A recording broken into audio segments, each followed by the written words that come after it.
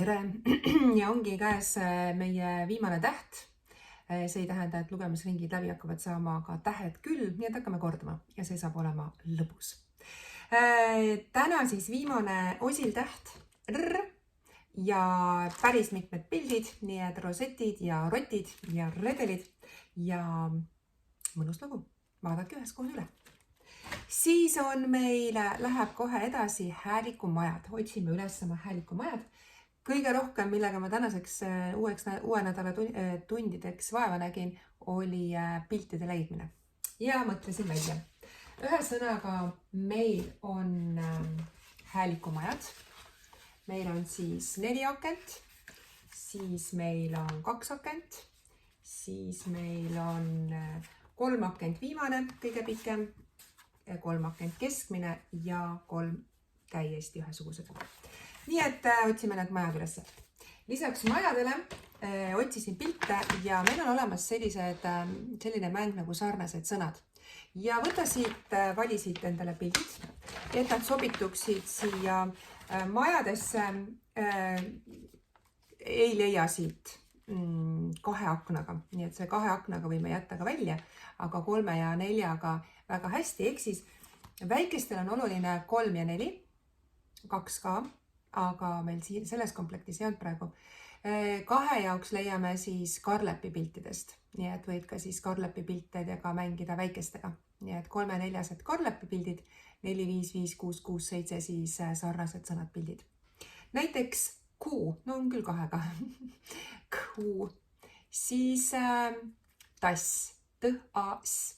Kui me mängime 4-5-stega ja 5-6-stega, siis nemad ei pea eristama viimast pikka akent. Ehk siis, kui sa mängid 4-5-stega, 5-6-stega, sa võtad 2 aknaga, 3 aknaga, 4 aknaga ja nad on kõik ühesugused. See pikk aken keskel ja pikk aken lõpus, seda mängu me mängime ja nende majadega mängime ainult 6-7-stega. Kui on nüüd 5-6, 4-5, t-a-s läheb sinna, kus on 3. P-o-m, pom läheb sinna, kus on 3. Kui me mängime seda sama mängu 6-7-stega, siis kuu läheb sinna, kus on 2.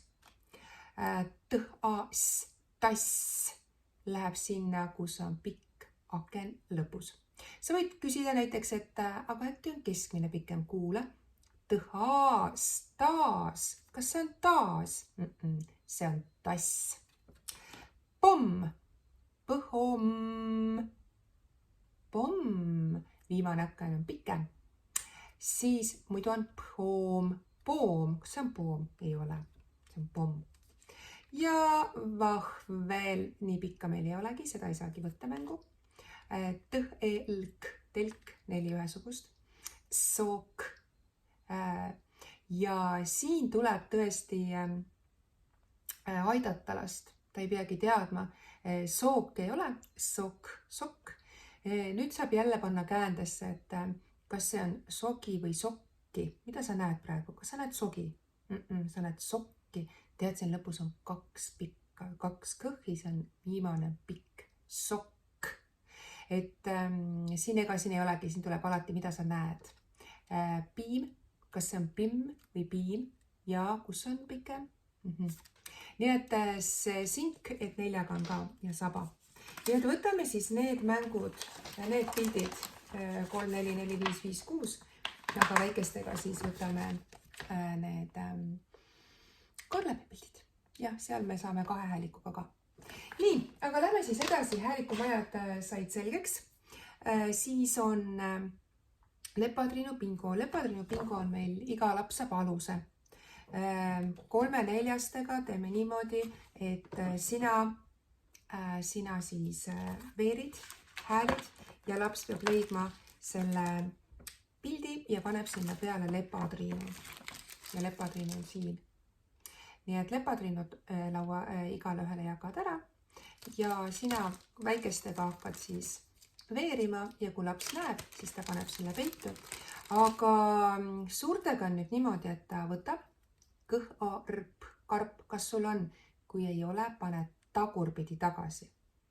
Ja püüame arendada 6-7-stel ka tähelepanu, et ta paneb tähele, kui temal on karp, et kuhu see läks. Nii et kui on karp ja siis võtab. Nii et tegelikult meil vist ei ole, meil on kõiki sõnu 1. Siis peame ikkagi teistpidi tegema. Siis me teeme ikkagi niimoodi, et see, kes loeb, las ta siis olla selline lühike ja lööv mäng. Sest et originaalis on niimoodi, et kõiki sõnu on rohkem. Või teine variante paneb tagasi ja kellel veel on, siis saab võtta sealt kohast. Me võime ikkagi teha ka niimoodi. Ehk siis praegu on 2 varianti. Üks variant on see, et ta võtab karp, loeb karp, kõik, kellel on karp, paneb selle karbi peitu. Teine variant on see, et ta jätab meelde, et tal on karp ja see asub lauas selle koha peal. Ja siis ta võtab selle, ütleb karp ja paneb sinna. Nii et vaadake, üks variant on seda mängida tõesti niimoodi, et laps peab meelde jätma, kus see sõna peidus on. Ja siis saab endale lepatriinu. Nii et on tähelepanu peale, on mälu peale ja on lihtsalt ka lugemismäng. Nii et selline ja väiksed 3, 4, 4, 5 nendega sina loed. Muidugi saab teha ka niimoodi, et laps laua keskelt 3 ja 4 valib sõna, sina loed ja siis kõik panevad ja 4 ja 5 samamoodi. Nii et lepatriinu bingo. Siis on R pluss rong pluss R-tähtpiltidega. Nii, R on siin. Mäng algab sellest pihta, et sa kõik sõnad tutvustad lapsele kõiki sõnu. Mis on pikemad sõnad, siis tegelikult siin mängus me ütleme neid lühemalt. Näiteks redel, kärbseseen, siin väga lühemalt ei saa, aga meil kohe näete, et meil on vaja nagu lühemaid sõnu. Kõrbseseen, rott, rebane, pirn, rula, mitte rohutirts, ütleme ritsikas, on natuke lihtsam. Ripats on see. Siis rong, käärid, tõru, hari, kraadiklaas, rästik, koer, särk, vikerkaar, rebane, porgand, karu, see on siis riidepuu, käru ja paprika. Ja sellega on kaasas pildid, täpselt need samad pildid paned laua peale, selle võtad ka. Ja siis on meil täring ja on nupp, üks täring. Ja Rauno veeretab. Ta sai 2. Läheb nupuga. 1, 2 ja jääb siia peale. Ja peab otsima kärbseseene pildi ja võtma enda kätte. Nüüd järgmine laps. Ja siit lähed edasi. Temale näiteks veeretas 5. 1, 2, 3, 4, 5. Tema sai ritsikas, otsib pildi, järgmine laps läheb edasi. Ja nagu sa aru saad, siis ta läheb uuesti algusest peale. Nii kaua mängite, kui iga laps on saanud ühe pildi. Kui see pilt on juba ära võetud, kuhu tema satub, siis ta peab uuesti veeretama. Ja nuputage siis, nii et põhiline see, et iga laps saab pildi. Kui kõigil lastel on pildid, siis meil on rong. Meil on see rong. Ja ühtepidi ei lähe kokku, teisepidi läheb kokku. Ja koos veduriga on 1, 2, 3, 4, 5, 6. Ehk siis hakkame siis üheskoos neid pilte vaatama, et millisesse vagunisse või vedurisse see pilt sobib. Näiteks meil oli esimene kohe keeruline kärbseseen on ju. Siis teeme niimoodi. Ma panen ta siia ette lihtsalt. R on siin ja ta saab panna siia selle vaguni juurde oma pildi. Ja siis on järgmine laps. Vaadake, kuidas teil on. Ma tean, et nad hullult tahaks selle rongiga mängida, aga me igale poole peale neid ja sisse neid panna ei saa. Nii et kuidagi siia juurde panna need pildid. Nii et me kasutame seda rongi lihtsalt selleks, et meil oleks lõbusam häälida ja otsime selle mängu abil R-hääliku asukohta sõnas. Nii et väikestega saame lõbusalt koos teha. Suurtega on selline lugu, et suur peab ise tegema. Häälima ise, otsima ise, kus on R. Kui lastele meeldib, teege seda mängu veel üks kord. Ühed need pildid, mis on olnud, võtke ära, Ja siis need pildid, mis alles on jäänud, siis neid nad saavad uuesti veeretada nii kaua, kui igaüks saab jälle pildi. Nii, R ja rong. Ja siis tuleb juurde bingo väikestel. Nii et häälikumajad, lepatriinu, rong, R-tähe otsimine või R-hääliku otsimine ja bingo. 4-5-stega on täpselt seesama. 5-6-stega tuleb juurde viimane alus, otsime, kas on pikk või lühike. Kui sa ei tea, ja mina olen küll vahepeal vaadanud, et mis asja, et ma ei leiagi R-häälikut selles sõnas, siis tuleb vaadata, kõigil teil on kaasas ka nimekiri piltidel olevatest nendest iga tähe juures olevatest piltidest. Nii et vaata enne see üle. Ja lisaks on siis juures 6-7-stel täiesti uus mäng, hääliku pikkused foneemitaju. See on selline mäng,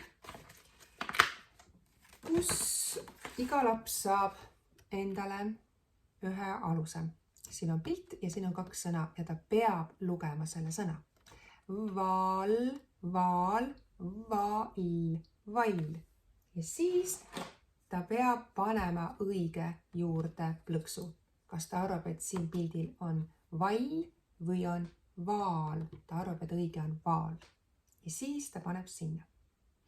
Kusjuures seda saab teha ka 5-6-stega, aga siis sina pead lugema ja tema peab otsustama, kuhu ta paneb.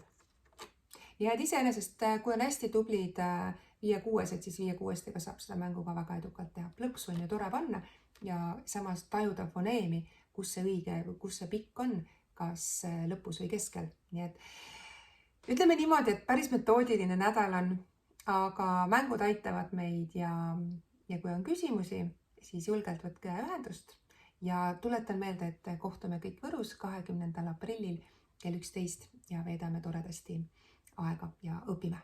Nii et natukene veel ja uued mängud ja vaatame, mis siis järgmisest nädalast, kui tähed otsa saavad, saab olema väga põnev.